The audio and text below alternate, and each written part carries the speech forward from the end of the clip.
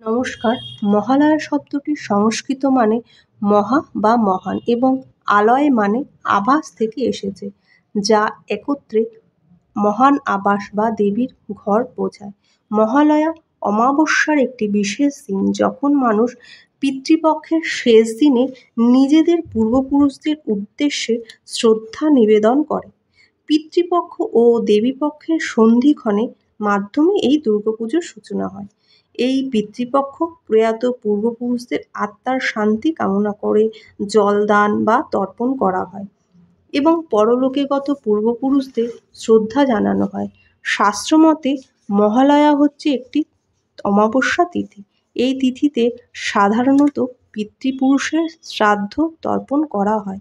এদিন তর্পণ করালে পিতৃপুরুষরা নরক যন্ত্রণা থেকে মুক্তি পেয়ে আমাদের আশীর্বাদ প্রদান করে। এছাড়া এই মহালয়ার দিনে দেবীর বোধনও করা হয়। এটি দেবী দুর্গার জন্ম বা অসুর রাজ মহিষাসুরের উপর চূড়ান্ত বিজয়ের বর্ণনাও দেওয়া হয়েছে। মহালয়ার ঐতিহাসিক ও ধর্মীয় গুরুত্ব প্রাচীন মহাকাব্য মার্কণ্ডেয় পুরাণ থেকে উদ্ভূত হয়েছে, যেখানে দেবী মাহাত্ম্য বা দেবী গৌরব কাহিনী বর্ণিত রয়েছে। এই ধর্মীয় গ্রন্থে দেবী দুর্গা ও দানব রাজা মহিষাসুরের মধ্যে লড়াইয়ের কাহিনীর উল্লেখ রয়েছে। মহিষাসুর, যাকে ব্রহ্মা দেবতা অদম্য হওয়ার বর দিয়েছিলেন, বিশ্বজুড়ে তখন অরাজকতার সৃষ্টি হয়েছিল। দেবতারা তার বিরুদ্ধে রুখে দাঁড়াতে ব্যর্থ হন। ব্রহ্মা মহিষাসুরকে বর দিয়ে বললেন, তুমি কোনো পুরুষের কাছে পরাজিত হবে না।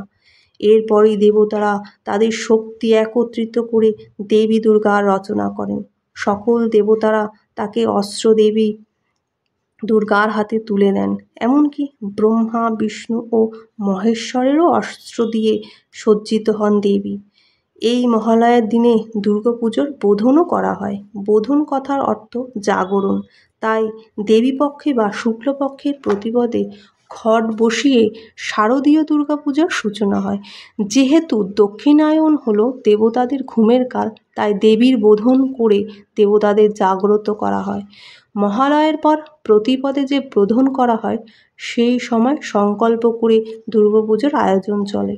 একে বলা হয় কল্পারম্ভা। যদিও ষষ্ঠী থেকে পুজোর প্রধান কার্যক্রম শুরু হয়, তাই বলা হয় ষষ্ঠাদি কল্পারম্ভা, এবং সপ্তমী থেকে বিগ্রহতে পুজো করা হয়। কথিত আছে যে দেবী দুর্গা ও মহিষাসুরের মধ্যে 9 দিন এবং 9 রাত ধরে যুদ্ধ চলেছিল। দশম দিনে মহিষাসুর পরাস্ত হয়। এই বিজয়কে বিজয়া দশমী বা দশহরা হিসাবেও উদযাপন করা হয়।